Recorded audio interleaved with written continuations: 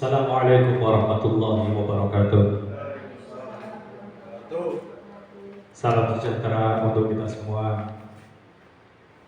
Kepada yang terhormat Ibu Kepala Sekolah SD Negeri Suwatu, Ibu Misri SPD, yang terhormat para dewan guru dan staf yang ada di SD Negeri Suwatu. Perkenankanlah di siang hari ini sebelumnya marilah kita memanjatkan puja dan puji syukur kepada Allah Subhanahu wa taala karena atas nikmat rahmatnya di kesempatan siang ini kita bisa berkumpul dalam rangka sosialisasi budaya positif di SD Negeri Suwatu, yaitu dengan in-house training. Semoga apa yang kita kerjakan di siang hari ini membawa berkah terkhusus untuk diri kita sendiri dan umumnya untuk peserta didik yang ada di Sekolah Dasar Negeri Suwatu. Perkenankanlah sebelumnya, marilah kegiatan ini kita awali bersama dengan membaca basmalah dengan tujuan semoga apa yang akan kita kerjakan dilancarkan olehnya dan mendapatkan ilmu bagi kita semua. Mari kita awali bersama. Bismillahirrahmanirrahim. Mohon maaf sebelumnya. Gimana kabarnya pada siang hari ini? Alhamdulillah baik. Kita bisa bertatap muka bertemu bersama dalam rangka in-house training untuk implementasi budaya positif di SD Negeri Suwatu. Di sini juga berkesempatan pula saya sebagai CGP Angkatan 9 menyampaikan materi tersebut. Untuk itu sebelumnya mohon maaf apabila nanti di dalam penyampaian kami kurang berkenan. Tiada niat untuk menggurui panjenengan sami, hanya saja kita sharing bersama demi kemajuan, demi kita, demi semuanya, yaitu pembelajaran di SD Negeri Suwatu. Karena ini memerlukan waktu yang lama, maka silahkan panjenengan sami sambil menikmati apa yang telah disediakan. Langsung saja ya materi ini. Apa yang dimaksud dengan budaya positif dari panjenengan sami? Apa yang diketahui yang dinamakan dengan budaya positif itu apa? Hal yang baik. Hal yang baik, oke. Apa lagi? Budaya positif.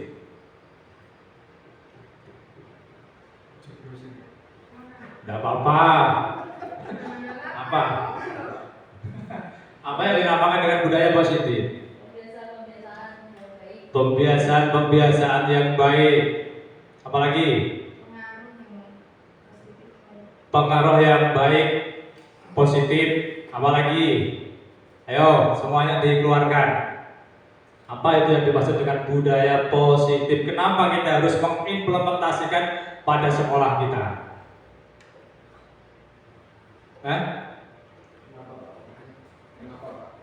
Kenapa Pak? Malah tanya sampai ya. Oke, budaya positif. Budaya positif adalah betul, benar semua apa yang panjenengan utarakan tadi. Kesemuanya intinya adalah yang membuat nyaman dan aman di dalam pembelajaran, baik untuk murid atau siswa ataupun bagi pendidik atau pengajarnya sendiri. Paling tidak ya memang untuk kita warga yang ada di sekolah. Di dalam budaya positif ini nanti ada materi yang disampaikan, kalau tidak salah 5 materi di dalamnya. Nanti kita pelajari satu persatu bersama-sama. Tadi sudah saya bilang bukan niat menggurui panjenengan sami dan semuanya pasti sudah melaksanakan itu. Hanya saja kita sharing bersama, berkolaborasi, menyatukan ide panjenengan sami dengan kita semua yang ada di sini. Setuju? Oke.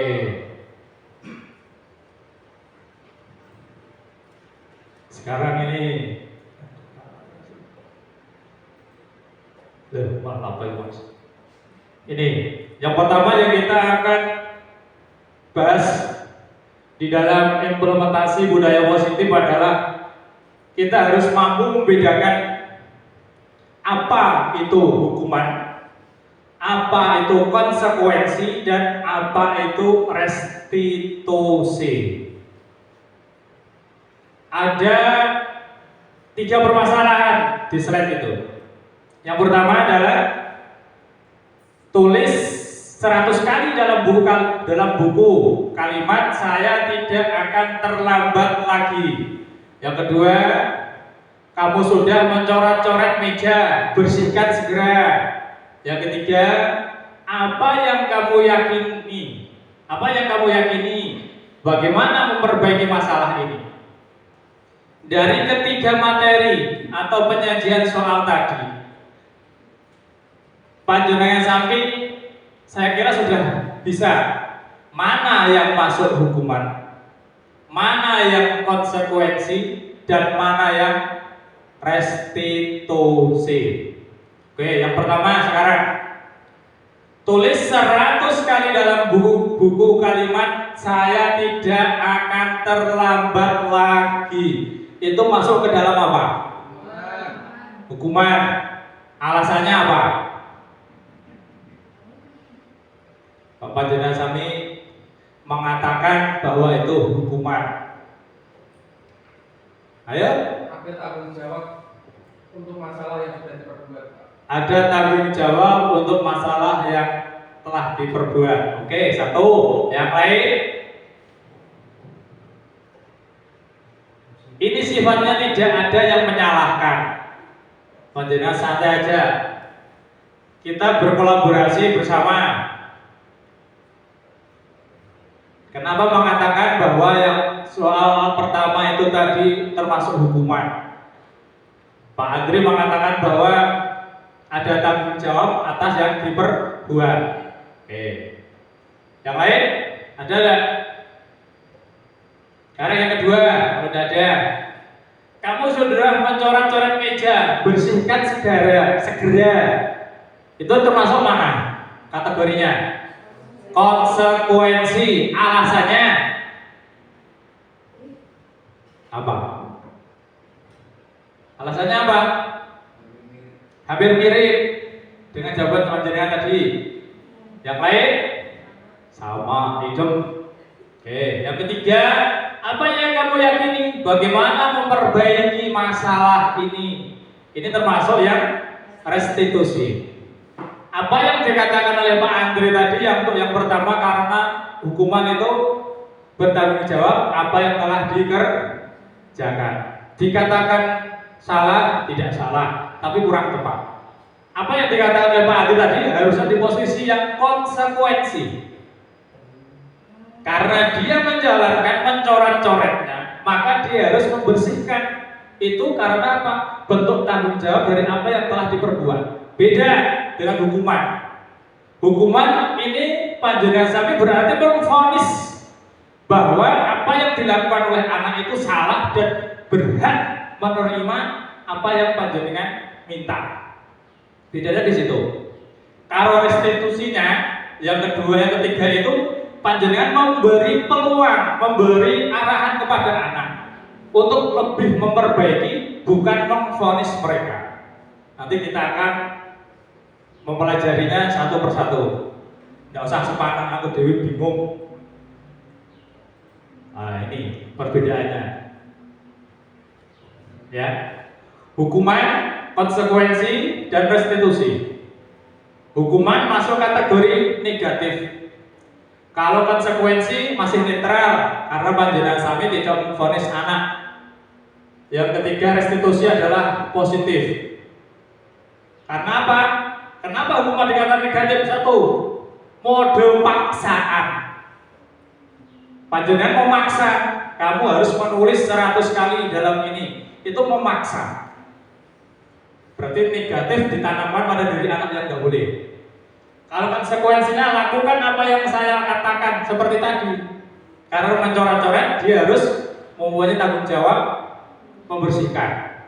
Kalau restitusi, Apakah hal ini yang sesungguhnya ingin kamu lakukan? Kita memberikan peluang kepada anak berkomunikasi.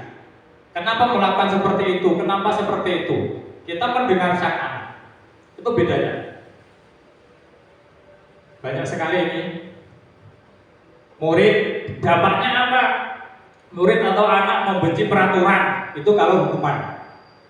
Kalau konsekuensinya murid atau anak menghormati peraturan, kalau restitusi, murid atau anak menghormati dirinya dan orang lain. Karena menganggap bahwa anak itu dihargai, maka anak tersebut pun akan menghargai dirinya sendiri dan menghargai siapa yang memberikan arahannya. Sekarang yang ingin saya tanyakan, dari ketiga poin ini, hukuman, konsekuensi, dan restitusi, yang paling sering panjenengan sampai lakukan dia apa? Tidak apa-apa, ini tidak ada. Jujur orang jujur tidak masalah. Restitusi, oke, hebat. Lebih ke Konsekuensi. Apakah panjenengan semua tidak pernah melakukan memberikan hukuman? Pernah. Oke. Nah. Ya, saya kira untuk memberikan hukuman, konsekuensi, restitusi ini hak panjenengan sami. Tetapi apa yang kita lakukan itu berdampak dan akan mengkristal pada hati sang anak. Maka menurut filosofi Ki Hajar Dewantara itu bahwa pendidik itu bagaikan bisa petani, bisa pelukis.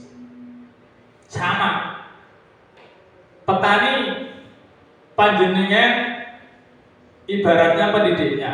Sang anak adalah sebagai apa? Tanaman yang ditanamnya, dan sekolah adalah sebagai ladang atau sawahnya.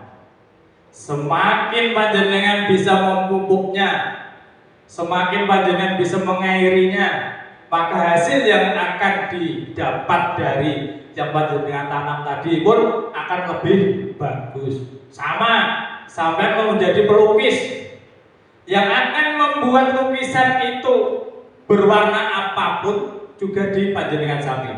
Nah, dari filosofi Ki Hajar Dewantara itu, maka marilah kita semua untuk mengimplementasi budaya positif bisa masuk ke ranah yang restitusi. Berarti kita tidak boleh memvonis anak, meskipun kenyataannya mereka berbuat salah, berbuat kurang benar. Tetapi karena sekarang kurikulumnya merdeka, anak punya hak. Karena apa? Pembelajaran anak itu harus kita sesuaikan dengan apa yang menjadi kodratnya. Kodrat alam itu kodrat yang ada pada diri anak. Anak dalam satu kelas katakanlah 5 sampai 10 atau 15 pasti mempunyai karakteristik yang berbeda. Bisa dikatakan heterogen. Dari situ maka kita pun sebagai pendidik harus mampu dan mau menerima konsekuensi dari semua itu. Tidak bisa kita menyamakan seperti saya harus anak seperti ini semua satu kelas, pasti tidak bisa dan tidak diharuskan. Karena apa? Budaya positif di dalam pembelajaran itu adalah anak agar aman dan nyaman. Kalau panjenengan memvonis atau memberikan satu tekanan, maka tidak akan merasa aman dan nyaman. Ini yang pertama adalah hukuman, konsekuensi, dan restitusi. Ada yang ditanyakan soal masalah ini, 3 permasalahan ini? Tidak ada. Sip. Paham semua? Ya. Mesti ini kita semua pernah menjalankan ketiga-tiganya. Jenengan mau jujur, tidak jujur sebagai pendidik itu pasti menjalankan 3 ini. Entah volume terbesarnya di mana. Pernah menghukum sang anak, pernah berkonsekuensi, dan pernah berestitusi. Meskipun volumenya berbeda, tapi dengan adanya budaya positif maka kita condongkan, kita kearahkan ke restitusinya. Oke, monggo Bapak Ibu.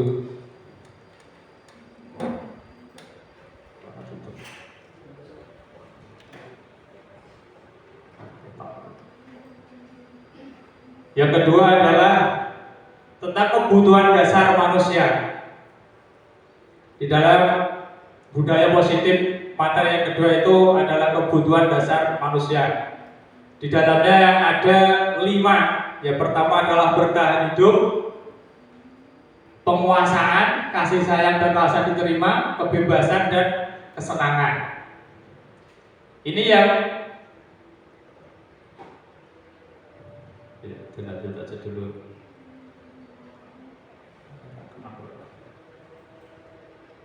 Langsung ke yang ketiga. Sudah. Terus ini kita yang masuk ke posisi yang ketiga aja, posisi kontrol. Karena di posisi yang kedua kebutuhan manusia tadi istilahnya kurang begitu, ya memang harus kita pelajari, tapi lebih ke pembelajarannya di dalam di posisi kontrol ini. Ini ada materi, 5 materi di situ. Yang pertama yang dari atas,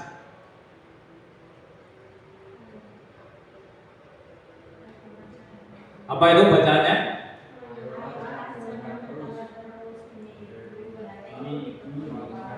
Oke. Ayolah, jangan bertengkar terus demi ibu. Nanti ibu ditegur kepala sekolah. Yang bawahnya, kalian bertengkar terus. Tidak kasihan orang tuamu bekerja keras, tapi kalian bertengkar di sini. Yang paling bawah sudah diberitahu bertengkar terus, lari sana keliling lapangan 2 kali. Terus bagaimana kesepakatannya? Apa hukuman bagi anak yang bertengkar? Apa yang kalian yakini? Apa yang bisa kalian lakukan untuk memperbaiki masalah ini? Ini adalah maksudnya posisi kontrol ini sebagai pendidik kita harus menjadi yang dari salah satu ke-5. Ini ada 5 soal, berarti nanti ada 5 materi juga di situ. Kira-kira panjenengan ambil yang mana? Dari yang 5 soal itu, kelihatan enggak? Slide-nya rada gede-gede mampu.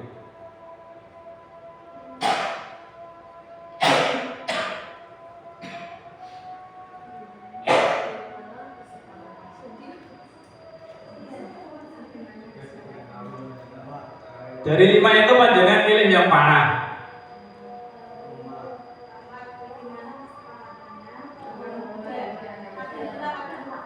Kadang 2, kadang 4. Yang 2 yang mana? Kalian bertengkar terus, tidak kasihan orang tuamu bekerja keras, tapi kalian bertengkar di sini. Kadang 3. Sing 5. Sudah diberitahu bertengkar terus, saya di lapangan 2 kali. Ya, betul. Tuh, saya juga pernah seperti itu dulu berkali-kali. Apa yang kalian yakini, apa yang bisa kalian lakukan untuk memperbaiki masalah ini? Yang diambil yang mana? Panjenengan? Bagaimana? Kesepakatannya apa hukuman bagi anak yang bertengkar? Pak Andri? Sama. Bu Riri? Yang kedua, kalian bertengkar terus, tidak kasihan orang tuamu bekerja keras, tapi kalian bertengkar di sini. Bu Krisna? Bagaimana kesepakatannya? Mau di? Nomor 2. Kalian kasihan orang tuamu bekerja keras, tapi kalian bertengkar di sini. Ayo Bu Ambar. Yang keempat yang mana itu? Bagaimana kesepakatannya? Apa hukuman bagi anak yang bertengkar? Pak Eko. Yang kelima, apa yang kalian yakini? Apa yang bisa kalian lakukan untuk memperbaiki masalah ini? Oke, lanjut.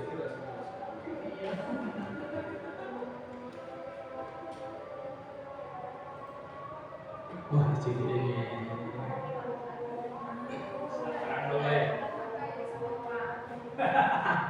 Ya.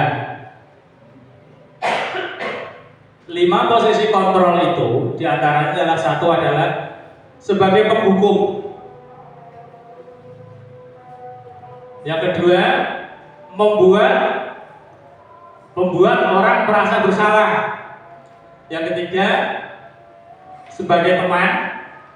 Yang keempat, sebagai pemantau. Dan yang kelima, sebagai manajer. Maksudnya bagaimana? Penghukum sama, namanya menghukum itu kadang kita menghardik, menunjuk-nunjuk, menyakiti, menyindir. Itu berarti kategori kita sebagai guru kontrol pada posisi penghukum. Contohnya itu ada, kalau kamu tidak melakukannya, awas ya, rasakan nanti.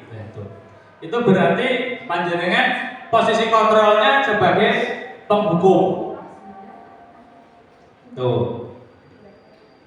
Kalau kaitan dengan dunia berkualitas, murid meletakkan guru di luar dunia berkualitas. Biarkan saja nanti juga marah-marah lagi. Dampaknya apa? Mengulangi kesalahan. Tadi mengkristal dalam hati, aku tuh salah Hawaii. Seperti itu. Untuk posisi kontrol yang pertama adalah sebagai penghukum. Untuk posisi yang kedua adalah membuat orang merasa bersalah. Seperti apa yang dipilih Bu Ririn tadi.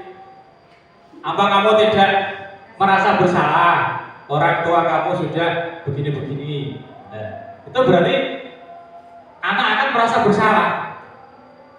Panjenengan berarti pada posisi kontrol yaitu membuat orang merasa bersalah. Biar saja. Ya, biar mengakui kesalahannya. Ya, betul. Benar itu. Kamu seharusnya, kamu sudah tahu, ibu lelah sekali mengatakannya, ibu stres, katakan seperti itu. Kamu sudah tahu apa yang saya lakukan, apa kamu udah kasihan, sama. Itu namanya sebagai membuat orang merasa bersalah. Ini semua tidak ada kata apa ya? Seperti tadi loh, salah dan salah. Ini hanya nanti kita mempelajari ini dan kita silakan memperbaiki diri kita pakai posisi yang mana. Apa yang panjenengan katakan biar anak itu merasa iya betul. Apa yang dilakukan biar merasa tanggung jawab, mempermaksani seperti itu. Iya, tetapi akan tumbuhkan dalam hati mereka. Iya ya. Dan segala sesuatunya nanti akan menjadikan apa dia? Rendah diri. Minder. Ini teori dalam filosofi Ki Hajar Dewantara ini. Ya. Panjenengan yang seperti itu yang kita terapkan. Biasanya kita perbaikan seperti itu. Orang sakit wong tuamu wis diriwangi ngene. Nah itu membuat merasa bersalah. Dalam teori ini maka anak akan merasa rendah diri atau minder. Boleh atau tidaknya tinggal panjenengan. Yang ketiga adalah sebagai posisi sebagai teman. Ini contohnya, ayolah lakukan demi ibu. Masa kamu tidak mau ingat tidak bapak pernah bantu apa? Istilahnya kan ini yang biasa kita terapkan kebanyakan adalah posisi teman. Bahwa merasa kita sebagai teman di dalam pembelajarannya. Tapi ada efeknya tidak? Sama. Meskipun kita merasa kalau posisi teman itu enak pada diri, nyaman pada diri anak, tetapi nantinya anak pun tidak akan mandiri. Di sisi lain, katakanlah seperti ini. Saya guru di kelas 3. Kita memposisikan diri sebagai teman. Setelah anak naik di kelas 4, katakanlah, beda dengan guru lagi. Dan mungkin guru yang di kelas 4 itu tidak memposisikan sebagai kontrol, sebagai teman. Maka anak tersebut akan merasa tadi orang nyaman, tidak mandiri. Karena apa? Sebagai teman kebanyakan tergantung, nyantai, diberiin santai, apa seperti itu. Kok tibane bilang Pak Eko bingung karena Pak Eko keras kata-kata. Ya. Ini posisi teman. Ada keuntungannya juga ada kelemahannya. Dan akan apa? Meletakkan guru sebagai orang yang sangat penting di dunia berkualitasnya. Yang diidolakan mesti gurunya kui. Dengan guru yang lain merasa kecewa. Ini dampaknya. Ya. Yang keempat, kontrol sebagai pemantau.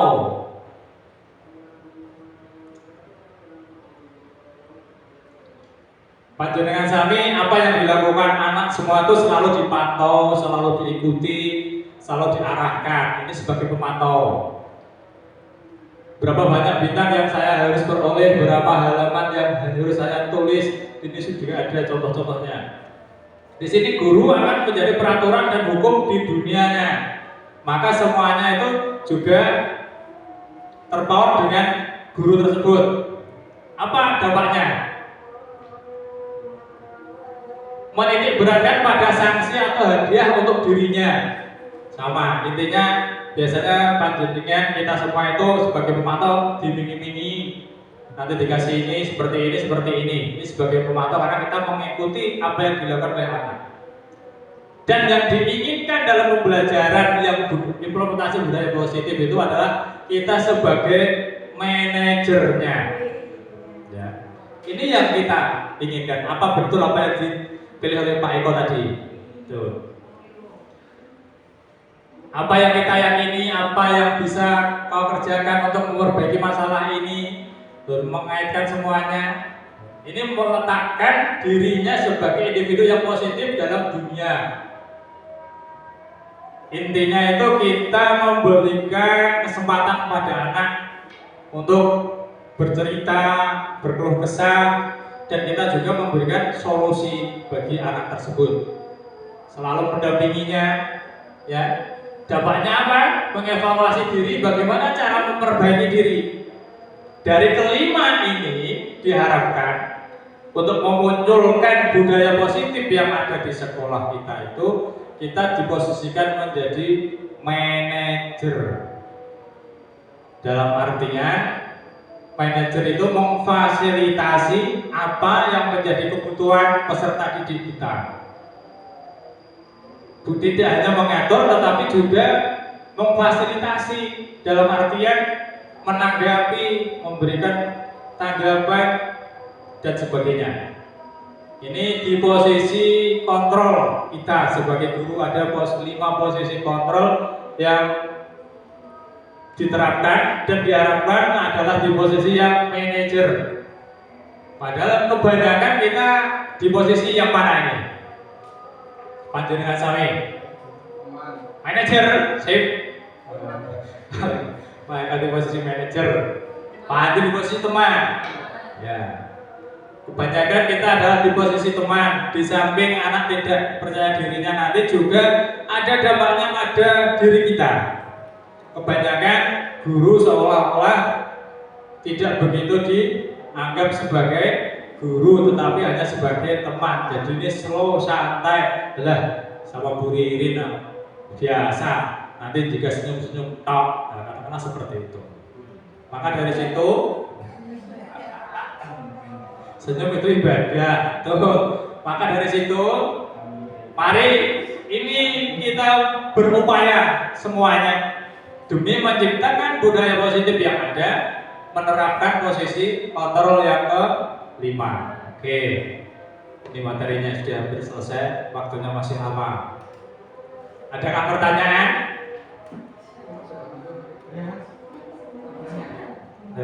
Monggo, benar Raisa jawab, panjenengan sampai saya tambah jawab dewi.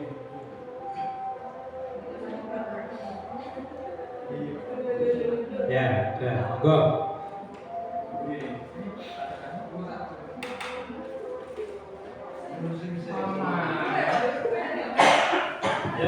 Adri.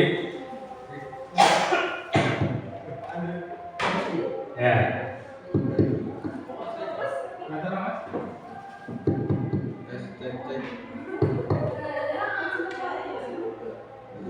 Bisa, sudah.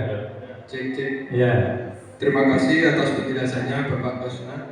Ya. Tadi kan panjenengan sampun menjelaskan mengenai guru sebagai posisi kontrol sebagai teman. Itu kalau di sekolah, semisal ada katakanlah anak kelas 3 ada masalah keluarga, entah orang tuanya itu kurang lengkap dalam hal broken home atau lagi di luar negeri, kan kurang perhatian Pak. Itu untuk anak supaya bisa bercerita kepada guru yang dianggapnya teman itu gimana? Selaku panjenengan sebagai guru penggerak untuk situasi saat ini, anak supaya itu bisa lepas, setidaknya mengurangi beban sedikit lah, supaya bisa kita kurangi bebannya itu. Terima kasih. Oke, terima kasih, tepuk tangan atau Pak Adi. Ya, mencoba menjelaskan. Ini titik beratnya.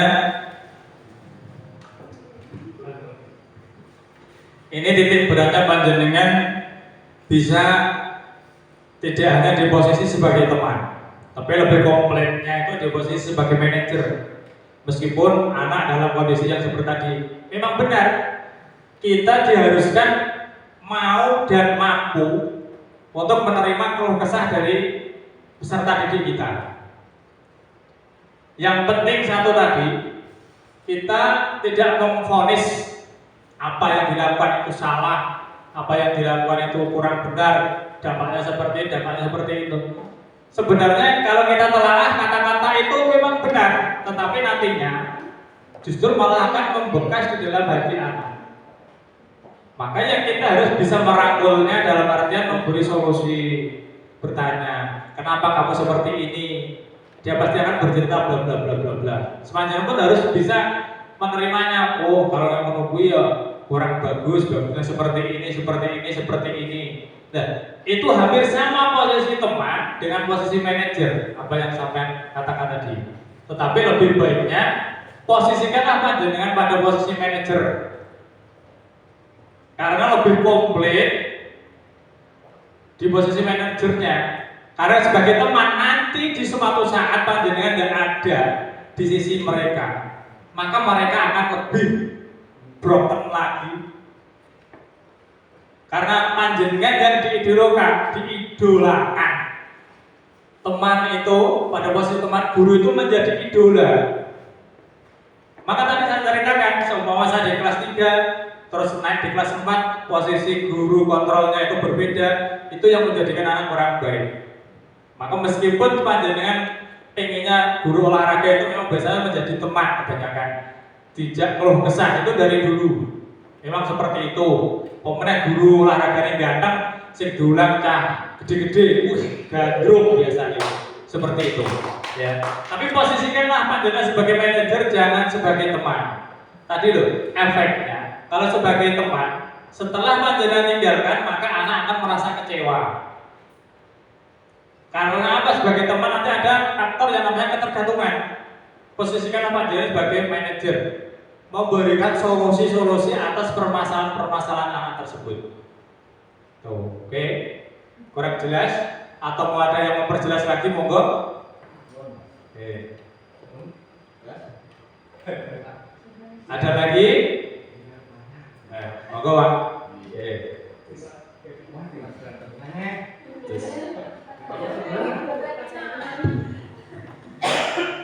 Ya, terima kasih waktu yang diberikan kepada saya. Ya. Saya mau tanya Pak. Saya di sini selaku sebagai guru, juga sebagai orang tua, mana yang cocok istilahnya ya? Kalau anak saya misalkan ya, kalau anak saya kadang dengan saya mungkin salaman saja kadang merasa malu. Oh, mungkin itu bukan sebagai guru, tapi sebagai ayah saya atau bapak saya. Ya, terima kasih.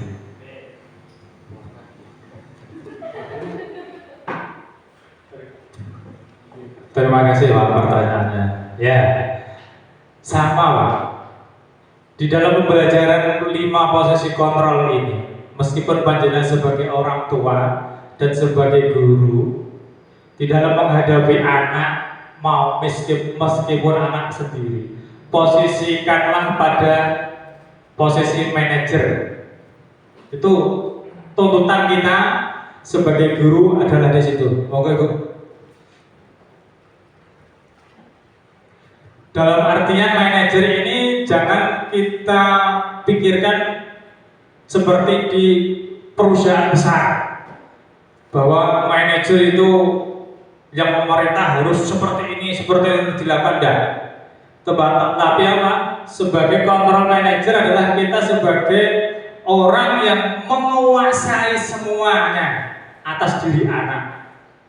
Berarti anak akan merasa aman, nyaman pada diri kita. Nek PR jenengan kon salaman wae aku kok Pak. Entah itu karena dia berpikir ini bapakku, ini guruku, ini pendekatannya kita harus sebagai manajer. Karena apa?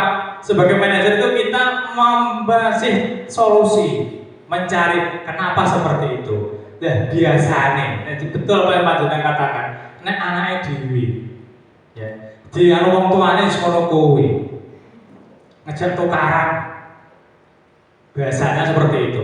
Dan itu memang benar. Tetapi marilah kita memposisikan diri sebagai manajer.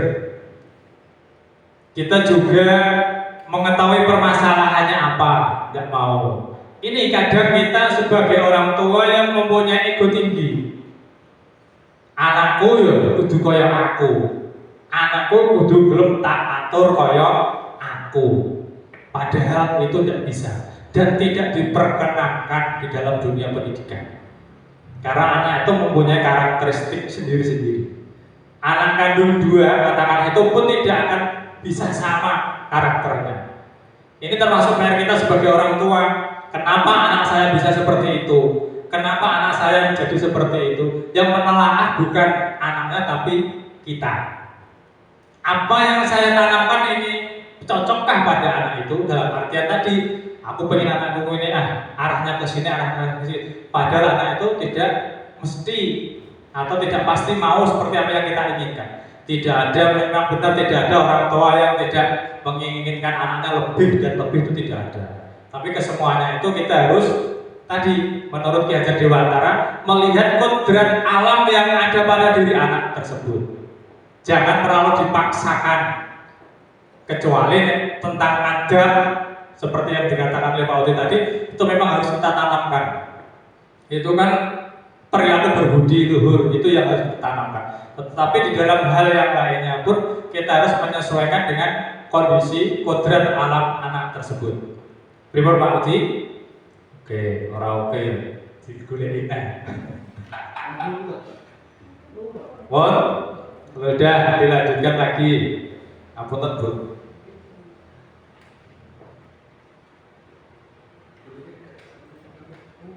Ini tadi kan kita memasuki yang namanya restitusi. Tadi ada hukuman, apa yang pertama tadi? Hukuman, konsekuensi, restitusi. Ini kita masuk yang ke restitusi. Berarti demahamke Bu. Belum takutnya apa, aku di malah apa jadi. Restitusi adalah proses menciptakan kondisi bagi murid untuk memperbaiki kesalahan-kesalahan mereka dengan karakter yang telah kuat. Restitusi juga merupakan kolaboratif yang mengajarkan murid berpikir tentang orang seperti apa yang mereka inginkan. Dalam pembelajaran restitusi ini nanti ada yang namanya segitiga restitusi.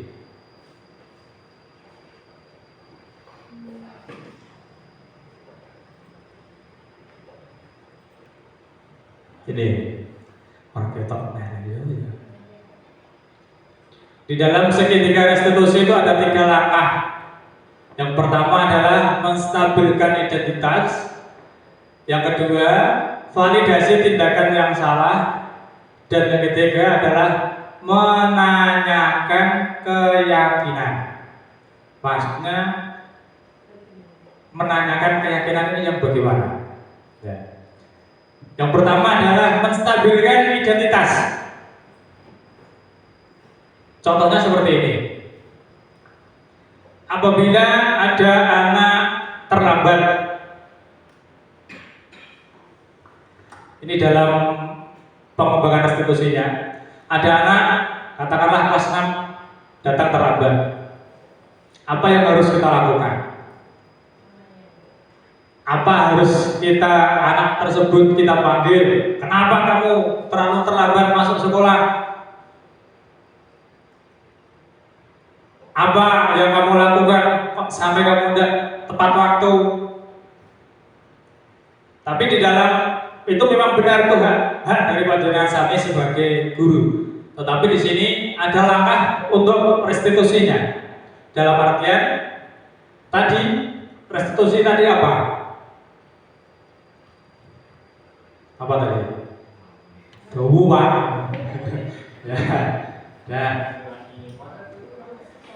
Yang kita lakukan pertama adalah menstabilkan identitas. Biasanya kan anak dipanggil, ini teorinya, tapi prakteknya ini sulit untuk restitusi ini.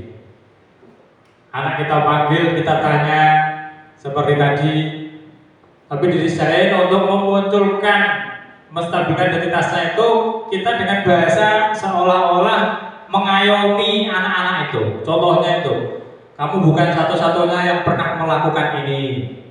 Itu kan berarti anak merasa, oh berarti ono liyane. Ono teman-teman yang seperti itu. Setiap orang pasti pernah melakukan kesalahan. Kata-kata tuh meskipun ujungnya nanti itu panjenengan memberi motivasi anak, tapi dari kata awalnya seperti itu, memunculkan atau menstabilkan identitas anak. Berarti anak merasa tidak dimarahi seketika itu juga. Yang kedua adalah validasi tindakan yang salah. Contohnya tadi, kamu tentu punya alasan mengapa melakukan itu. Itu namanya memvalidasi. Adakah cara yang lebih efektif untuk mendapatkan apa yang kamu butuhkan? Pertanyaan-pertanyaan seperti itu. Yang ketiga adalah keyakinan. Menanyakan keyakinan. Ini dimana kita dituntut di setiap kelas itu mempunyai yang namanya keyakinan kelas, dan itu harus dipapak sebagai bukti di sisi lain atau di waktu yang lain anak melakukan kesalahan yang berhubungan dengan itu. Makanya ini tanyaannya keyakinan kelas apa yang kamu telah sepakati. Katakanlah di dalam keyakinan kelas itu datang tepat waktu. Berarti kita menguatkan anak dengan mempertanyakan keyakinan kelas tadi. Apakah kamu masih ingat keyakinan kelas kita apa? Datang tepat waktu, Pak. Nah, betul. Terus dengan seperti ini apa yang harus kamu lakukan? Ya Pak, saya akan bangun lebih pagi. Saya akan seperti ini, seperti ini. Nah itu. Maksudnya di situ. Nah, dari rentetan kegiatan restitusi ini sulit kita lakukan dan kita terapkan biasanya. Karena apa? Biasanya kita tetap mengedepankan emosi terlebih dahulu. Ya. Tuh. Nah, seperti itu. Bocah kok nakale ngono. Lah, kan memfonis tidak boleh sebenarnya. Ini teori segitiga restitusi yang harus kita kerjakan. Berarti dengan ajaran restitusi ini terus setiap kelas haruskah ada keyakinan kelas? Iya. Harus setiap kelas itu mempunyai keyakinan kelas, dan itu pun harus dipapak di dalam kelas tersebut. Itu bukti bahwa apa yang dikerjakan anak, kalau seperti tadi mengarahkan, maka anak tersebut akan merasa mempunyai tanggung jawab sendiri. Tuh, ya.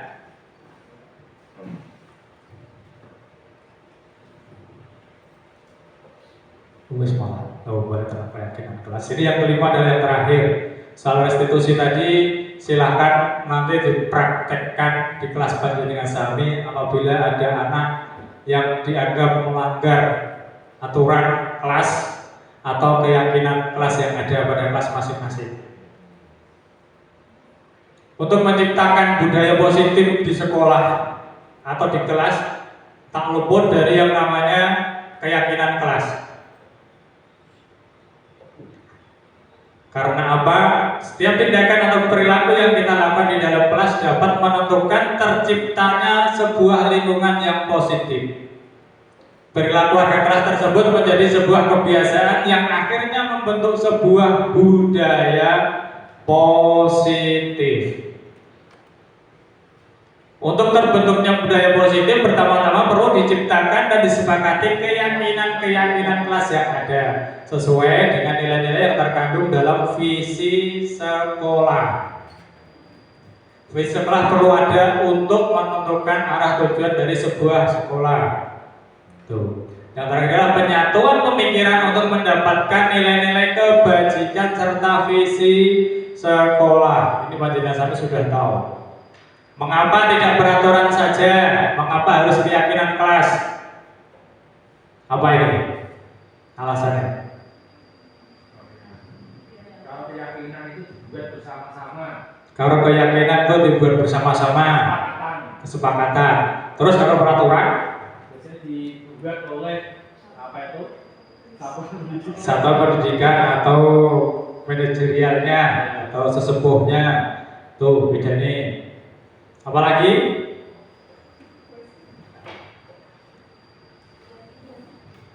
Ya, mengapa tidak peraturan saja, tapi mengapa harus keyakinan kelas?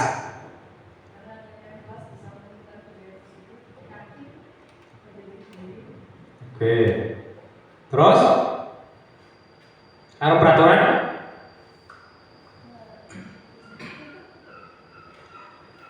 Intinya di sini. Peraturan itu sesuatu yang harus kita kerjakan. Tetapi beda kalau dengan keyakinan kelas itu seperti yang dikatakan Pak Udin, itu hasil dari kesepakatan bersama yang nantinya menghati pada diri sang anak. Bedanya di situ. Makanya kata-katanya bukan peraturan tapi keyakinan. Pengaturan tadi arahnya seolah-olah nah orang aku mau ini dan ini dan ini dan harus ini. Tapi keyakinan kan tidak. Keyakinan itu memang sudah dari awal pembentukannya kita bersama disepakati yang mana yang harus kita kerjakan. Maka dari situ timbullah dalam hati seperti apa yang kata Bu Ida tadi, untuk menumbuhkan budaya positif itu tumbuh dari hati itu sendiri, bukan karena dipaksa. Beda dengan peraturan. Karena peraturan itu gelem ora gelem ya kudu gelem. Tahu.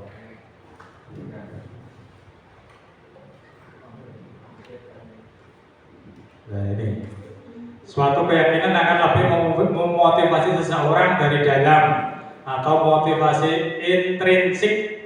Seseorang akan lebih bergerak bersemangat untuk menjalankan keyakinannya daripada hanya sekedar mengikuti serangkaian peraturan. Berarti benar tadi apa yang Mas Jana katakan bahwa keyakinan itu akan timbul pada diri sendirinya karena tadi motivasinya intrinsik dari diri kita sendiri, yakin dengan diri kita sendiri. Murid pun demikian, mereka perlu mendengarkan, mendalami tentang suatu keyakinan daripada hanya mendengarkan peraturan-peraturan yang mengatur mereka harus berlaku begini atau begitu.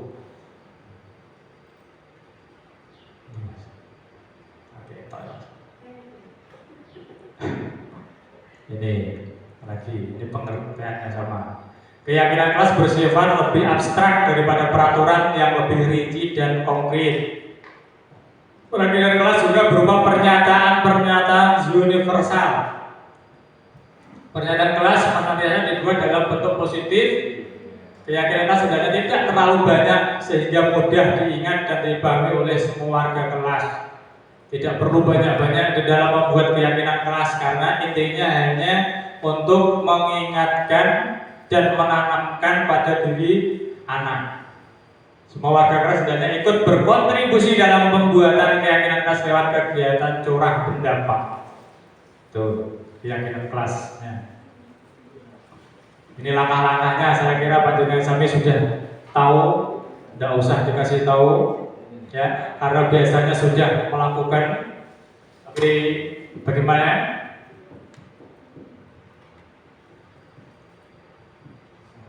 Dipraktekkan atau tidak usah?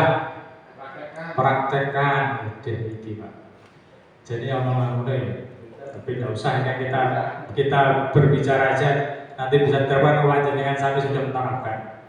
Yang pertama langkahnya adalah berdiskusi untuk memunculkan peraturan-peraturan yang perlu ditaati warga sekolah, warga kelas. Yang pertama adalah tetap berupa peraturan, katakanlah tadi anak terlambat, berarti kita harus mempunyai konsekuensinya. Anak kita tepat waktu dan sebagainya, seperti itu nantinya. Mengubah peraturan menjadi kalimat yang lebih positif. Biasanya kalimat-kalimat itu kalau anak kan hanya seperti tadi, tidak boleh mencuri, tidak boleh berbicara sendiri di dalam pembelajaran. Kata-kata tidak boleh dan tidak boleh itu termasuk kalimat yang tidak positif. Harusnya dirubah, diganti. Seperti tadi harus tepat waktu, datang tepat waktu. Berarti itu termasuk kategori yang kalimat positif. Berdiskusi memunculkan peraturan yang perlu ditaati, mengenal gambaran perilaku yang mencerminkan keyakinan kelas, menyarikan peraturan-peraturan menjadi nilai-nilai kebajikan keyakinan, meninjau ulang keyakinan kelas dari waktu ke waktu. Rampung. Oh, tuh. Di dalam mengenalkan keyakinan kelas itu ada dua tabel yang kita gunakan biasanya. Ada tabel Z dan tabel T. Itu sebenarnya tabel Z, tapi kok malah ini orang karet nih. Gimana Bu? Bukan, tabelnya itu Z dan T.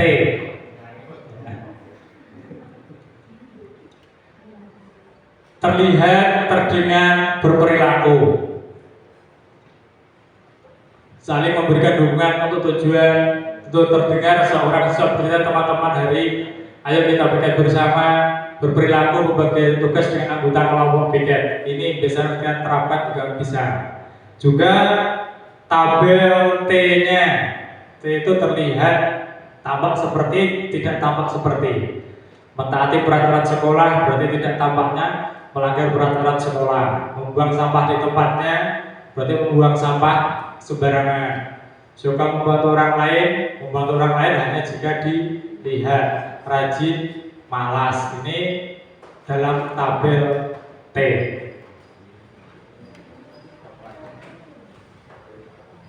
Itu tentang keyakinan kelas, di mana panjenengan sami selama ini yang sudah mempraktekkan. Adakah kesulitan di dalam membuat keyakinan kelas? Tidak ya, berarti sudah ya. Yang penting sekarang itu kalimat dari keyakinan kelas juga menjadi kalimat positif, jangan kalimat yang negatif.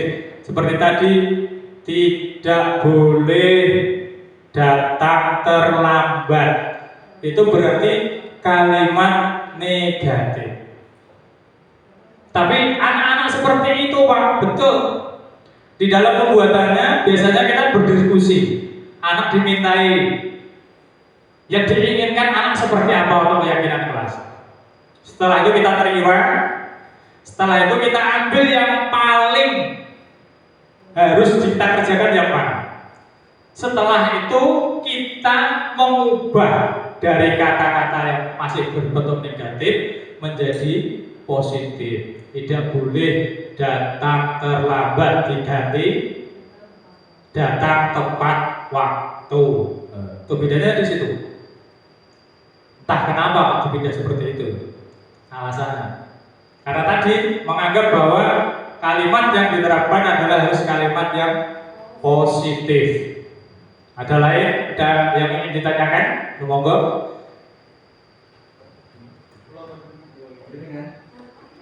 Tidak apa-apa.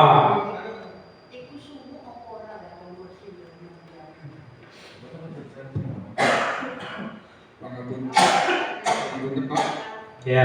Saat yang sebelumnya tadi, yang segitiga restitusi tadi. Oke. Oh, berarti ini kembali ke segitiga restitusinya ya.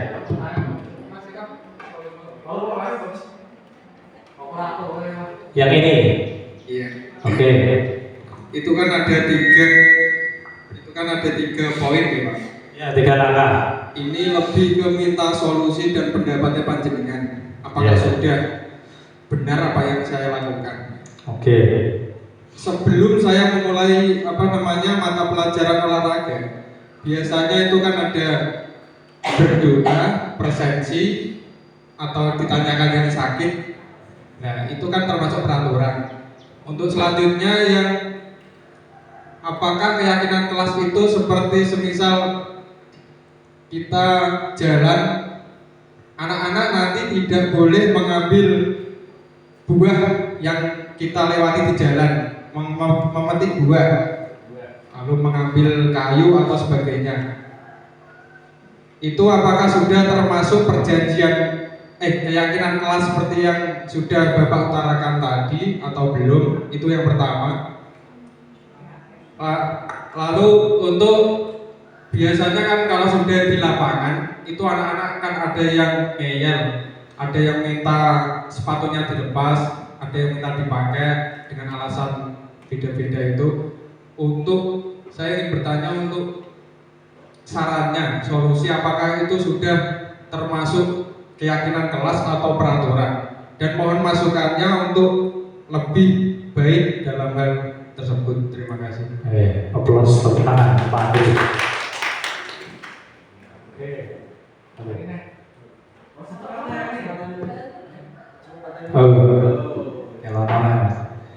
Kita yang pertama, apa yang kita harus tahu, apa yang dinamakan dengan restitusi. Itu proses menciptakan kondisi bagi murid untuk memperbaiki kesalahan-kesalahan mereka. Nek panjenengan mau berangkat, menyapa, menyiapkan, berdoa, dan apakah itu termasuk restitusi? Restitusi adalah menciptakan kondisi bagi murid untuk memperbaiki kesalahan-kesalahan. Berarti tidak. Restitusi ini langkah kita menanggapi anak yang melakukan kesalahan supaya mau dan bisa memperbaiki dengan rasa nyaman, dengan rasa bahwa apa yang dilakukan itu benar-benar salah dan bisa diperbaiki, gitu ya. Arahnya memperbaiki kesalahan-kesalahan mereka, sehingga setelah diperbaiki itu anak mampu bergaul dengan teman-temannya dengan situasional yang lebih. Karena kadang seperti anak yang membuli atau anak yang dibully itu, kalau mau bersama teman merasa tidak aman, tidak nyaman. Karena apa? Dibully, dikucilkan. Nah, ini restitusi lah yang kita gunakan. Paham ya? Berarti yang langkah pertama tadi itu bukan termasuk restitusi. Yang kedua, tentang keyakinan kelas. Panjenengan bahwa anak pada waktu di jalan tidak boleh ngambil ini, tidak boleh ngambil ini. Ini kesepakatan kelas itu kan ada nanti di setiap kelas. Ini tinggal di kelas masing-masing apa yang menjadi kesepakatannya. Kalau apa yang jadi kesepakatan di kelas itu, mohon panjenengan meskipun guru olahraga, maka intinya itu kita disuruh memapak atau menampilkan keyakinan kelas Karena semua guru yang masuk di kelas itu tahu apa yang menjadi keyakinan kelas anak. Dari situ anak akan merasa tahu. Kalau itu sudah, kalau panjenengan membacanya perdialog seperti itu, bisa panjenengan kasih tahu bagaimana keyakinan kelasnya, bagaimana kesepakatan yang kamu ambil bersama dalam keyakinan kelasnya. Anak akan sudah merasa. Ini yang diinginkan di satuan pendidikan itu dengan adanya implementasi budaya positif adalah setiap kelas itu diharuskan di awal pelajaran mempunyai yang namanya keyakinan kelas. Gunanya hanya untuk memperbaiki apa yang menjadi kesalahan-kesalahan pada mereka. Secara tidak langsung memunculkan tanggung jawab atau rasa dalam hatinya bahwa itu adalah yang harus ia kerjakan. Bisa Mas, itu bisa masuk ke dalam keyakinan kelas tadi. Tinggal di kelas itu ada tidak. Kalau tidak ada mencuri, istilahnya apa tuh? Iya, istilah yang berhubungan dengan mencuri kalau tidak ada ya jadi salah bicara orang keyakinan kelas. Nah dari situ maka perlu perbaikan. Kalau dilihat itu perlu dikasih atau ditambahi, ya ditambahi. Paling tidak kita sebagai anak harus berbudi luhur. Itu sudah masuk kategori di situ. Sudah berbudi luhur itu kan mencuri kan berarti kan tidak berbudi luhur. Itu kita arahkan ke situ sudah bisa. Apa? Santun. Ya masuk di situ. Tidak harus, makanya kata-kata negatif tadi kita hilangkan karena di situ. Kita diambil yang kata yang positif dan yang mencakup di dalamnya banyak. Keyakinan kelas tidak perlu banyak karena apa? Keyakinan kelas itu supaya bisa dihafal atau diingat oleh anak. Sehingga setiap dia mau melakukan apapun teringat, oh keyakinan kelasku ini. Oh keyakinan kelasku seperti ini. Tuh. Oke, dah ya. Ada lagi yang ingin menambahi? Ataukah sudah? Oke, thank you. Terima kasih atas semua perhatian panjenengan sami dalam acara IHT pada siang hari ini, yaitu implementasi budaya positif. Sekaligus saya berterima kasih atas nama pribadi sebagai CGP di Angkatan 9 untuk memenuhi tugas saya di aksi nyata 1.4 yaitu budaya positif. Saya mohon maaf apabila Bapak-bapak di dalam kami menyampaikan kurang berkenan dan masih banyak kekurangan, kurang lebihnya mohon maaf. Akhirul kalam, assalamualaikum warahmatullahi wabarakatuh.